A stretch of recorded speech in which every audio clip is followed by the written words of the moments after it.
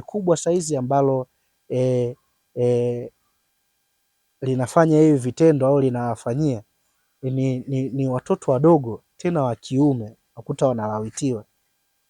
Wimbi hili lipo linaendelea katika wilaya yetu. Sasa tusipovikemea vitu vinakuwa ni shida.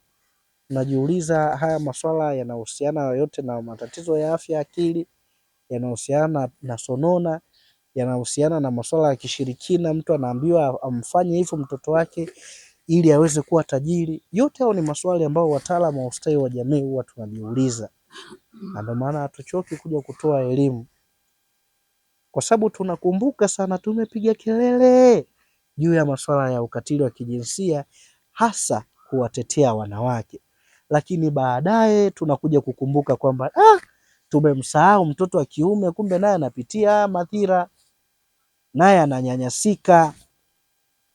Sasa kama mtoto wa kiume anafanyiwa hivyo vitu, anapokuwa ndio tunatengeneza ile wimbi la mashoga, kwa sababu hile ni kuitengeneza sisi wenyewe tusipoweza kuzuia huku chini.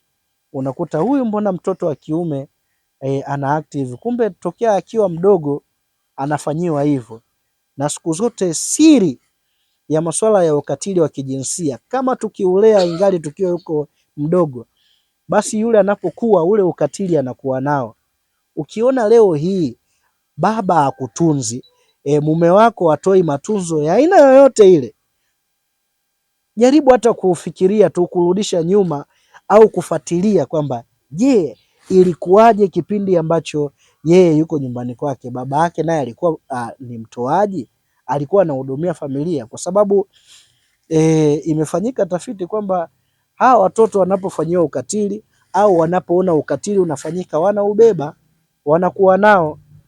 Ndio maana baadaye unakuja kujiuliza, hivi huyu mwanangu ameishi tabia ipi?